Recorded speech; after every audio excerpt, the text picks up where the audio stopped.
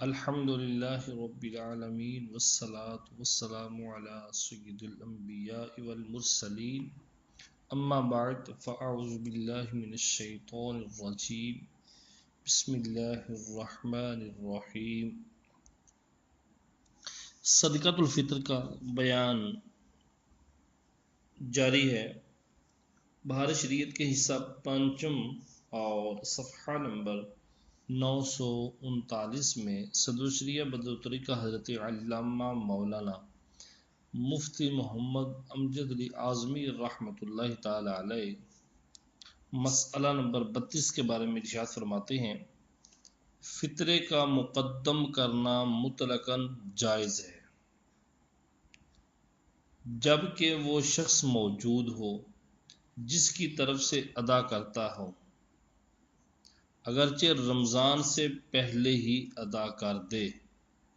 یہ ہے مقدم کرنا، یعنی رمضان سے پہلے ہی کوئی صدقۃ الفطر ادا کر دے تو بھی جائز ہے،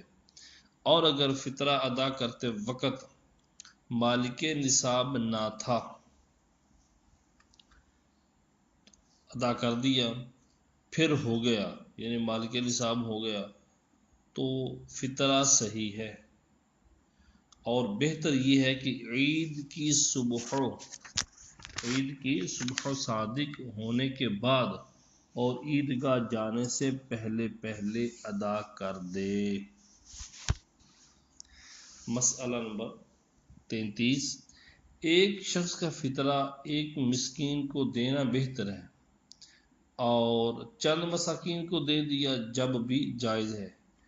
یعنی ایک بندے کا جو صدقۃ الفطر ہے، ایک 2.25 سر گندم ہے، وہ کسی ایک ہی بندے کو دے دینا یہ بھی جائز ہے،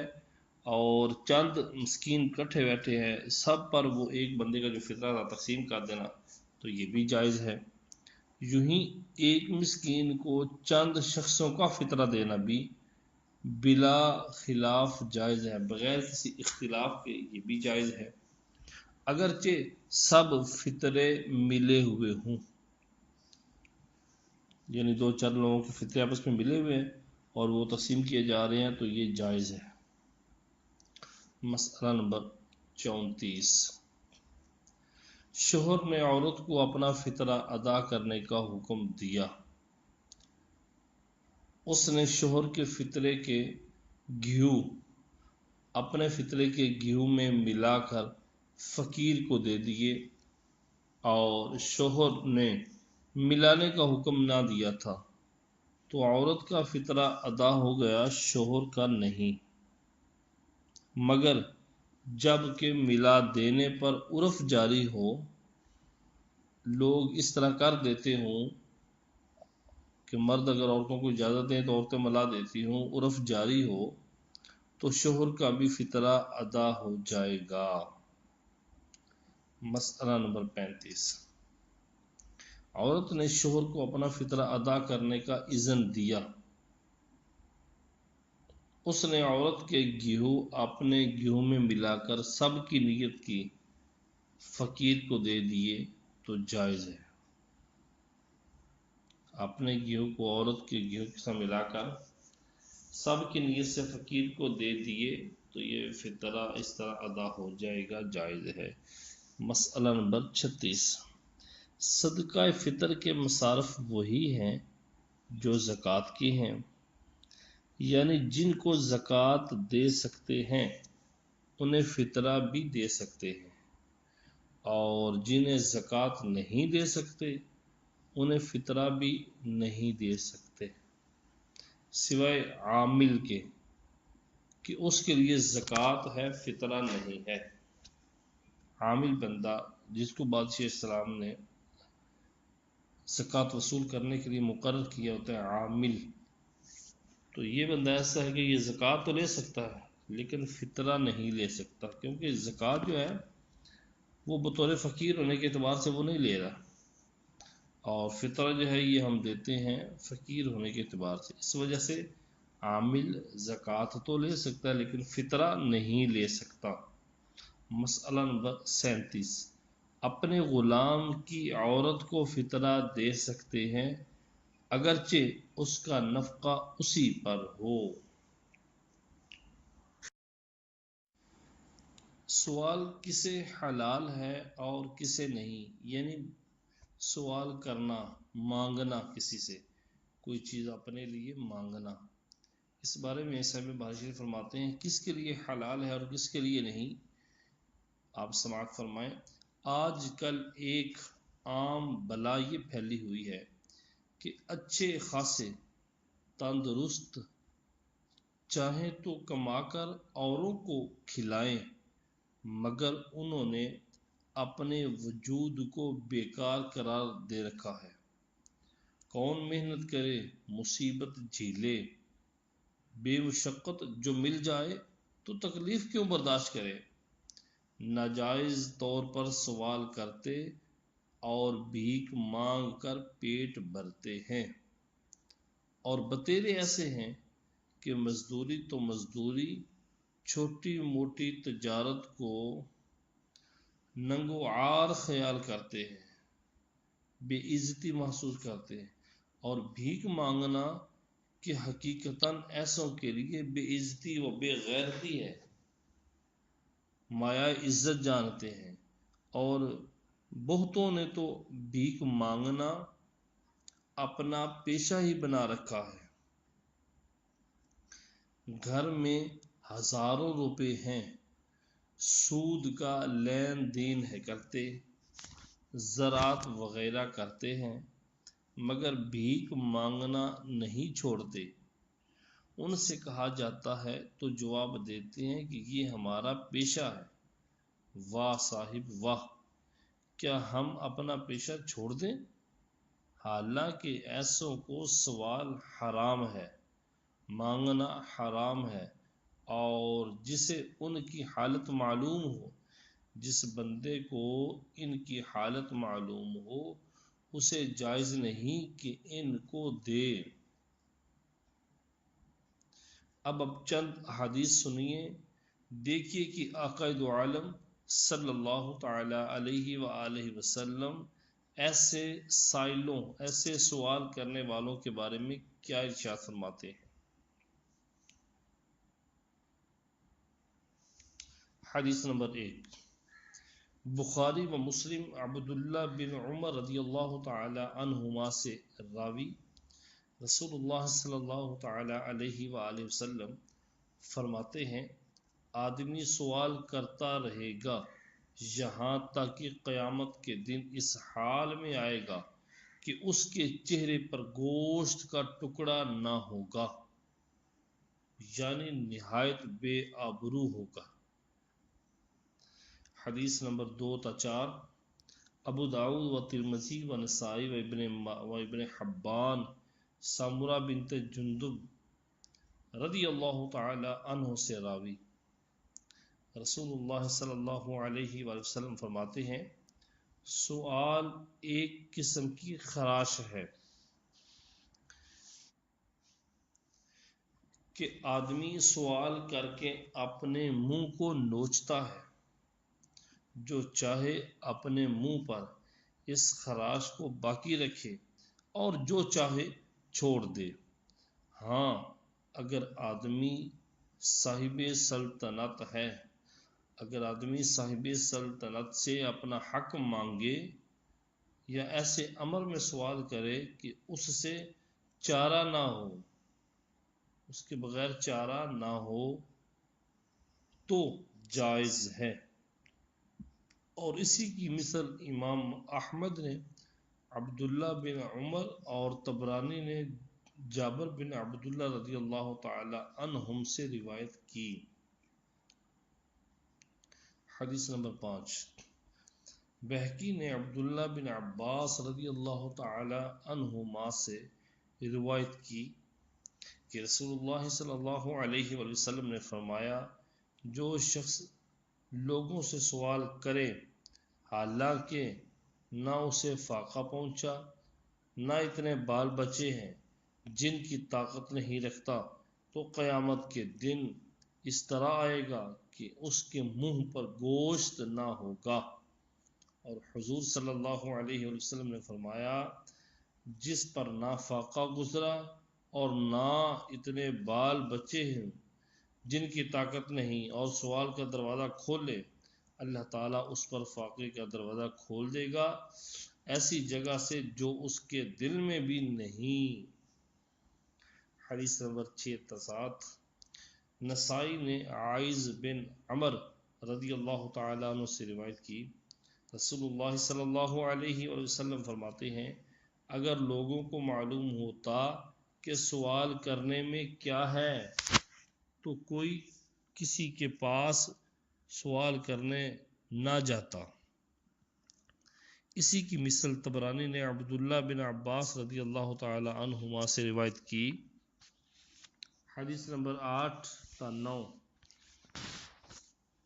امام احمد بسند جید و طبرانی و بزار عمران بن حسین رضی اللہ تعالی عنہما سے راوی کہ حضور اقدس صلی اللہ علیہ وآلہ وسلم فرماتے ہیں غنی کا سوال کرنا قیامت کے دن اس کے چہرہ میں عیب ہوگا۔ اور بزار کی روایت میں یہ بھی ہے کہ غنی کا سوال آگ ہے، اگر تھوڑا دیا گیا تو تھوڑی اور زیادہ دیا گیا تو زیادہ۔ اور اسی کی مثل امام احمد و بزار و طبرانی نے ثوبان رضی اللہ تعالی عنہ سے روایت کی۔ نمبر 10 طبرانی کبیر میں اور ابن خزیمہ اپنی صحیح میں اور ترمذی اور بہقی حبشی بن جنادہ رضی اللہ تعالی عنہ سے راوی کہ رسول اللہ صلی اللہ علیہ وآلہ وسلم نے فرمایا جو شخص بغیر حاجت سوال کرتا ہے گویا وہ انگارہ کھاتا ہے۔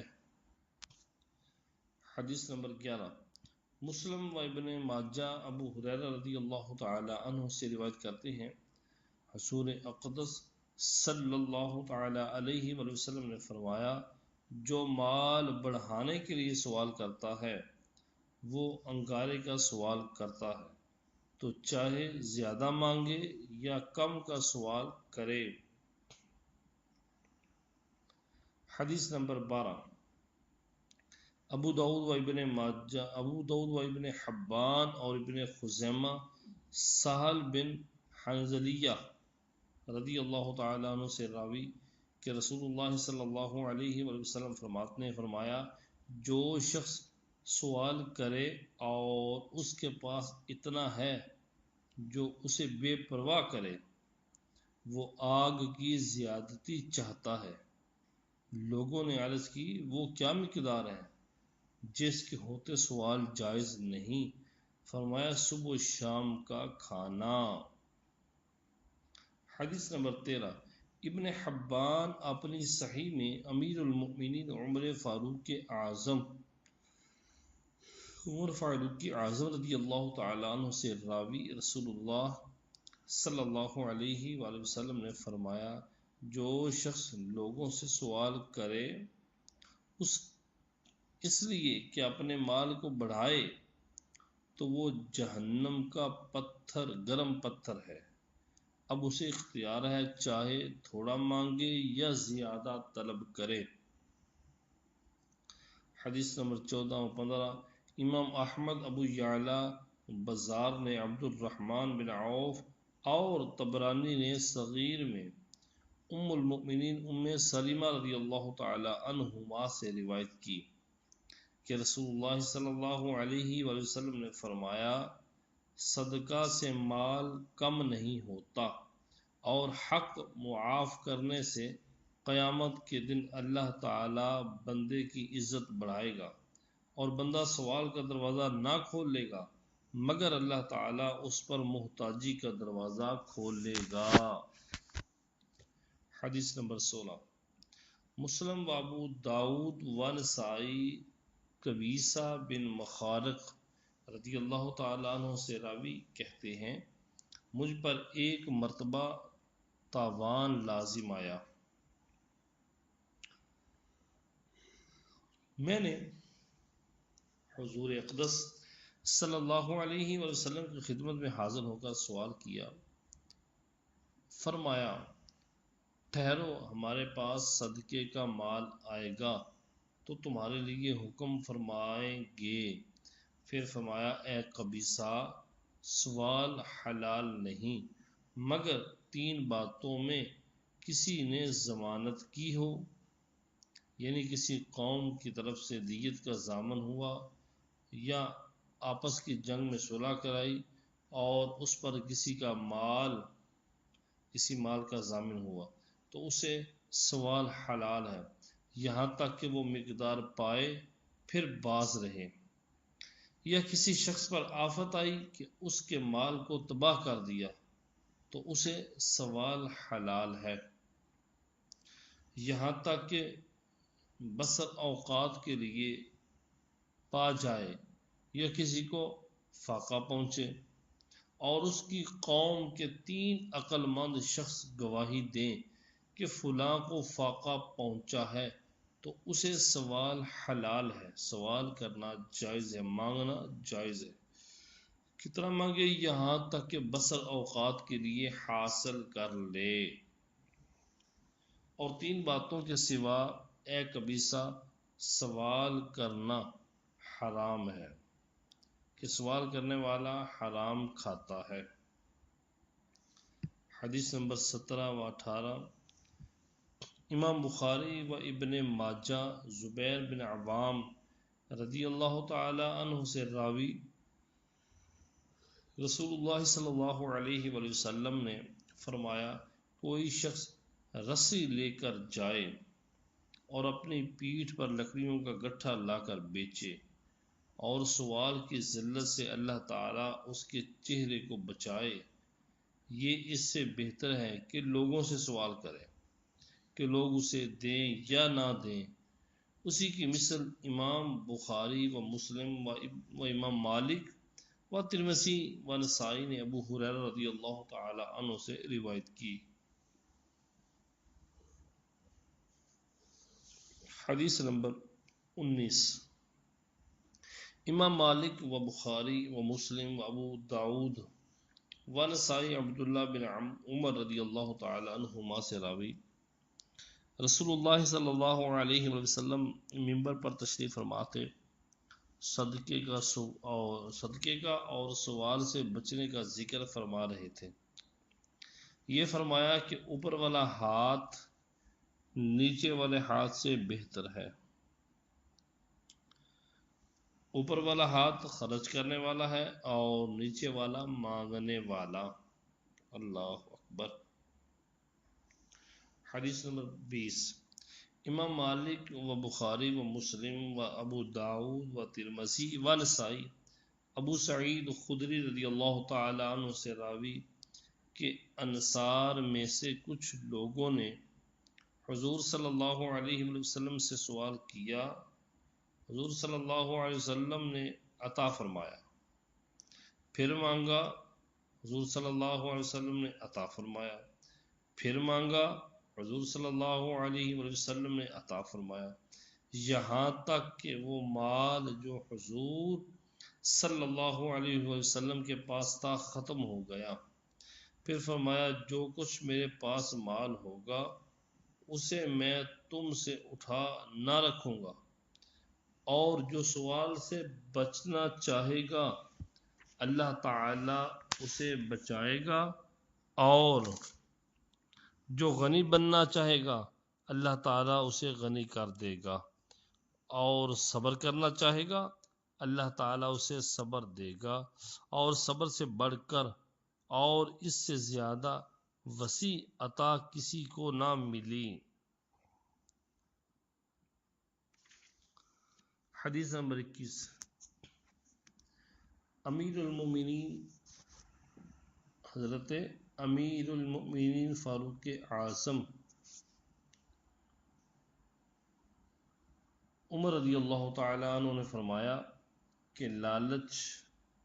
محتاجی ہے اور نا امیدی تونگری مالداری۔ آدمی جب کسی چیز سے نا امید ہو جاتا ہے تو اس کی پرواہ نہیں رہتی۔ حدیث نمبر 22 امام بخاری و مسلم و امام بخاری و مسلم فاروق اعظم رضی اللہ تعالی عنہ سے راوی فرماتے ہیں کہ حضور صلی اللہ علیہ وآلہ وسلم مجھے عطا فرماتے تو میں عرض کرتا کسی ایسے کو دے دیجئے جو مجھ سے زیادہ حاجت مند ہو۔ ارشاد فرمایا اسے لو اور اپنا کر لو، اسے لے لو اور اپنا کر لو اور خیرات کر دو۔ جو مال تمہارے پاس بے طمع اور بے مانگے آ جائے اسے لے لو، اور جو نہ آئے تو اس کے پیچھے اپنے نفس کو نہ ڈالو۔ سبحان اللہ، کیسی پیاری حدیث مبارکہ ہے۔ جو مال تمہارے پاس بغیر طمع کے بغیر لالچ کی آ جائے اس کے تو لے لو، اور جو نہ آئے اس کی لالچ نہ کرو، اس کے پیچھے نفس کو نہ دوڑاؤ۔ حدیث نمبر 23، ابو داؤد و انس رضی اللہ تعالی عنہ سے راوی کہ ایک انصاری نے حاضر خدمت اقدس ہو کر سوال کیا، ارشاد فرمایا کیا تمہارے گھر میں کچھ نہیں ہے؟ عرض کی ہے تو ایک ٹاٹ ہے جس کا ایک حصہ ہم اوڑھتے ہیں اور ایک حصہ بچھاتے ہیں، اور ایک لکڑی کا پیالہ ہے جس میں ہم پانی پیتے ہیں۔ ارشاد فرمایا میرے حضور دونوں چیزوں کو حاضر کر دو۔ وہ حاضر لائے۔ حضور صلی اللہ علیہ وسلم نے اپنے دست مبارک میں لے کر ارشاد فرمایا انہیں کون خریدتا ہے؟ ایک صاحب نے عرض کی 1 درہم کے عوض میں خریدتا ہوں۔ ارشاد فرمایا 1 درہم سے زیادہ کون دیتا ہے؟ 2 یا 3 بار فرمایا۔ کسی اور صاحب نے عرض کی میں 2 درہم پر لیتا ہوں، انہیں یہ دونوں چیزیں دے دیں، اور درہم لے لیے،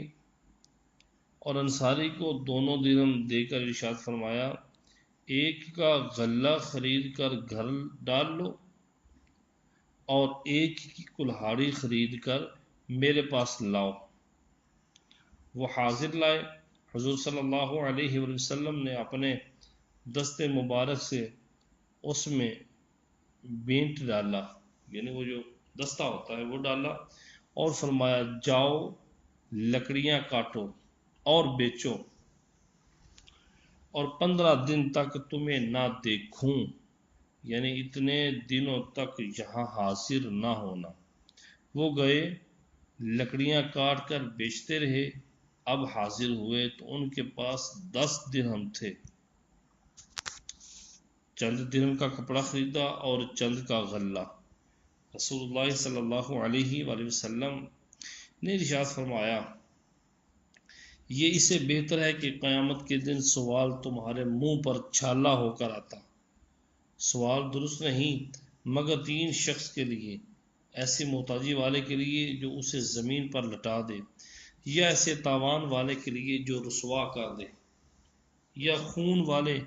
یعنی دیت کے لیے جو اسے تکلیف پہنچائے، یعنی اس نے دیت ادا کرنی ہے پیسے نہیں ہیں تو سوال حلال تھا۔ حدیث نمبر 24 تا 25، ابو داود و ترمذی بافادہ تصحیح و تحسین و حاکم بافادہ تصحیح عبداللہ بن مسعود رضی اللہ تعالی عنہ سے راوی رسول اللہ صلی اللہ علیہ وسلم نے فرمایا جسے فاقہ پہنچا اور اس نے لوگوں کے سامنے بیان کیا تو اس کا فاقہ بند نہ کیا جائے گا، اور اگر اس نے اللہ تعالیٰ سے عرض کی تو اللہ تعالیٰ جلد اسے بے نیاز کر دے گا، خواہ جلد موت دے دے یا جلد مالدار کر دے۔ اور طبرانی کی روایت ابو ہریرہ رضی اللہ تعالی عنہ سے ہے کہ حضور صلی اللہ علیہ وسلم نے فرمایا جو بھوکا یا محتاج ہوا اور اس نے آدمیوں سے چھپایا اور اللہ تعالیٰ کے حضور عرض کی تو اللہ تعالیٰ پر حق ہے کہ 1 سال کی حلال روزی اس پر کشادہ فرما دے۔ بعض سائل کیا دیا کرتے ہیں کہ اللہ عز و جل کے لیے دو، خدا کے واسطے دو، حالانکہ اس کی بہت بڑی سخت ممانعت ہے۔ ایک حدیث میں اسے ملعون قرار دیا گیا ہے، ملعون فرمایا گیا ہے، اور ایک حدیث میں بدترین خلائق۔ اور اگر کسی نے اس طرح سوال کیا، یعنی مخلوق میں سے بدترین، اور اگر کسی نے اس طرح سوال کیا تو جب تک بری بات کا سوال نہ ہو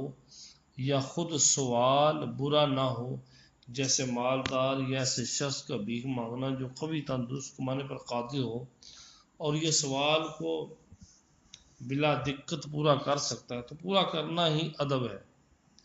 کہ کہیں بروئے ظاہر حدیث یہ بھی اسی وعید کا مستحق نہ ہو۔ وہاں اگر سائل متعنت ہو، متعنت یعنی سوال کرنے والا خود اپنی ذلت کے در پہ ہو، یعنی پیشہ ور بہکاری ہو، خود اپنی ذلت کرنے والا ہو تو پھر نہ دے۔ نیز یہ بھی لحاظ ہے کہ مسجد میں سوال نہ کرے، خصوصاً جمعہ کے دن لوگوں کی گردنیں پھلانگ کر کہ یہ حرام ہے، بلکہ بعض علماء فرماتے ہیں کہ مسجد کے سائل کو اگر 1 پیسہ دیا تو 70 پیسے اور خیرات کرے کہ اس 1 پیسے کا کفارہ ہے۔ مولا علی کرم اللہ تعالی وجہ الکریم نے ایک شخص کو عرفہ کے دن عرفات میں سوال کرتے دیکھا، اسے درے لگائے اور فرمایا کہ اس دن میں اور کسی ایسی جگہ غیر خدا سے سوال کرتا ہے، اللہ اکبر، فرمایا کہ اس دن یعنی عرفہ کے دن اور پھر اس جگہ تو غیر خدا سے سوال کرتا ہے، ڈانٹا۔ ان چند احادیث کے دیکھنے سے معلوم ہوا ہوگا کہ بھیک مانگنا بہت ذلت کی بات ہے۔ بغیر ضرورت سوال نہ کرے اور حالت ضرورت میں بھی ان امور کا لحاظ رکھے جن سے ممانعت وارد ہے، جن سے منع کیا گیا ہے، اور سوال کی اگر حاجت ہی پڑ جائے تو مبالغہ ہرگز نہ کرے، کہ جتنی ضرورت پوری ہوتی ہو اتنا ہی کرے، کہ بے لیے پیچھا نہ چھوڑے، کہ اس کی بھی ممانعت آئی ہے۔ صلو علی الحبیب صلی اللہ تعالی علی محمد صلی اللہ تعالی علیہ وآلہ وسلم۔